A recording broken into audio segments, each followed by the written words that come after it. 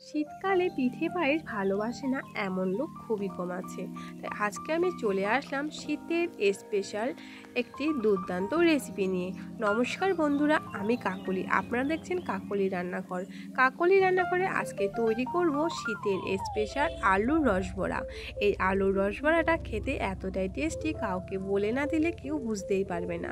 তাহলে চলুন কিভাবে তৈরি করব সেটাই দেখে নেই। তার জন্য সবার প্রথমে 500 গ্রাম আলু ভালো করে ধুয়ে খোসা সমেত সেদ্ধ করে নিতে হবে। আলুটা সেদ্ধ করার সময় কোনো রকম নুন ব্যবহার করা যাবে না। আলুটা ভালো করে সেদ্ধ করে ঠান্ডা হয়ে গেলে খোসাটা ভালো করে ছাড়িয়ে নিচ্ছি। এখানে আলুর খোসাটা ভালো করে ছাড়ানো হয়ে গেছে। এইবারে আলুটাকে ম্যাশ করে নিতে হবে। আপনারা যদি গরম অবস্থায় আলুটা ম্যাশ করে নেন তাহলে খুব সহজেই আলুটা ম্যাশ করে নিতে পারেন। আমি যেহেতু ঠান্ডা করে খোসাটা ছাড়িয়েছি তাই এখানে একটা গ্রেটার নিয়ে নিয়েছি। গ্রেটারের সাহায্যে আমি আলুটাকে গ্রেট করে নেব। এতে করে আলুর মধ্যে কোনো রকম দলা থাকবে না। এতে করে কিন্তু আলুর রসবড়াটা খেতে খুবই ভালো লাগবে। এখানে আমার আলুগুলো সব গ্রেট করা হয়ে গেছে। এবার আমি হাতের সাহায্যে কিছুক্ষণ ভালো করে মেখে নেব, যাতে করে কোনো রকম আলু এখানে গোটা না থাকে। আলুর ডোটা তৈরি। এবার এই আলুর রসবড়াটা তৈরি করার জন্য আমি অন্য একটা গ্যাস ওভেন জ্বালিয়ে কড়াই বসিয়ে দিলাম। কড়াইতে দিয়ে দিলাম একটা কাপ মেপে 1 কাপ দুধ। দুধের মধ্যে দিয়ে দিচ্ছি হাফ চামচ নুন, 1 চা চামচ ঘি। দুধ আর ঘিটার সাথে ভালো করে মিশিয়ে আমি 2-3 মিনিট ফুটিয়ে নেব। দুধটাকে 2-3 মিনিট ভালো করে ফুটানো হয়ে গেলে এর মধ্যে দিয়ে দেব ওই যে কাপটা মেপে আমি দুধটা ব্যবহার করেছি, ঠিক ওই একই কাপের 1 কাপ ময়দা।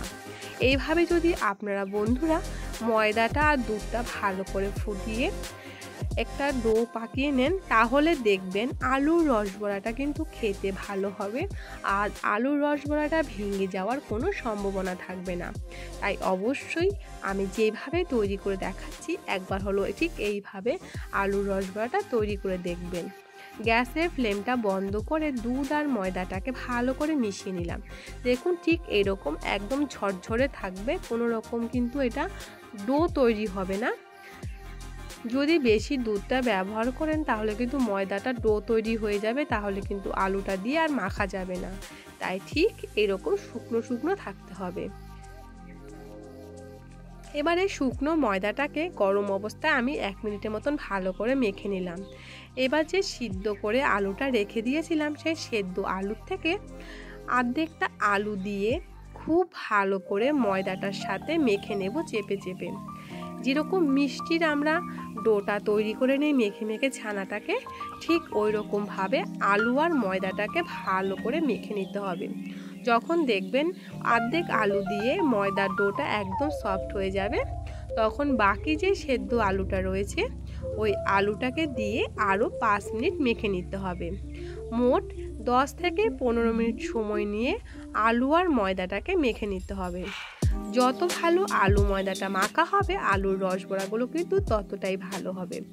আর বন্ধুরা আপনারা যদি শুধু সেদ্ধ আলুর মধ্যে শুকনো ময়দা দিয়ে তৈরি করেন তাহলে কিন্তু আলুর রসবড়াটা এতটা ভালো খেতে হবে না।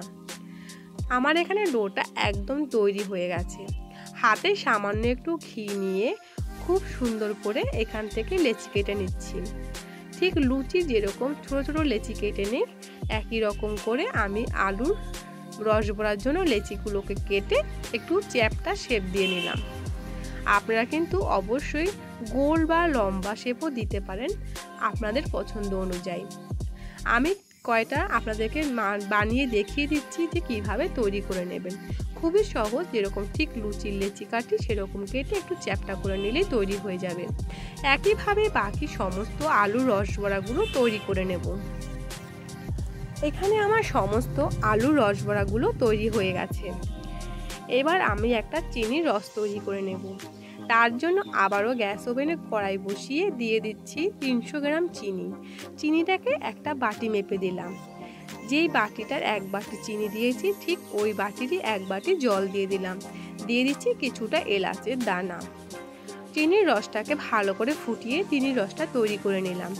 জলটা কিন্তু ঠিক বাটি মেপে চিনি আর জল সমান সমান দেবেন। তাহলে দেখবেন মিষ্টির রসটা কিন্তু একদম পাতলা তৈরি করবেন না। সবার শেষে 1 চামচ গোলাপ জল দিয়ে চিনির রসটা রেডি করে নিয়েছি। অন্যদিকে আবারও গ্যাস ওভেন জ্বালিয়ে সাদা তেল গরম করে নিলাম আলুর রসবড়াগুলো ভেজে নেওয়ার জন্য। গ্যাসের ফ্লেমটা মিডিয়াম টু হাইতে রেখে আলুর রসবড়াগুলোকে লাল লাল করে ভেজে নেব। একইভাবে সমস্ত আলুর রসবড়াগুলোকে ভেজে উষ্ণ চিনির রসটা গরম থাকবে, ঠিক ওই রকম গরম অবস্থায় আলুর রসবড়াগুলো চিনির রসে দিয়ে দেব। মাত্র 10 মিনিটের মধ্যেই কিন্তু আলুর রসবড়াগুলো ফুলে ডবল হয়ে যাবে। তাহলে দেখেই বুঝতে পারছেন বন্ধুরা কত সহজে ঘরে থাকা সামান্য উপকরণ দিয়ে এই আলুর রসবড়াগুলো তৈরি করে নেওয়া যায়। দেখতে যতটা সুন্দর, খেতে হয় অসাধারণ। আপনার যদি আমার এই আজকের এই সহজ রেসিপিটি ভালো লেগে থাকে অবশ্যই বাড়িতে ট্রাই করবেন। সেটা কেমন হয়েছে কমেন্টে জানাতে ভুলবেন না। ভালো লাগলে লাইক শেয়ারের অনুরোধ রইল। আর এরকম নিত্য নতুন সহজ ধরনের রেসিপি পেতে যে সকল নতুন বন্ধুরা এখনও আমার চ্যানেলটিকে সাবস্ক্রাইব করেননি তাদের কাছে অনুরোধ আমার চ্যানেলটিকে সাবস্ক্রাইব করে আমার পাশে থাকার।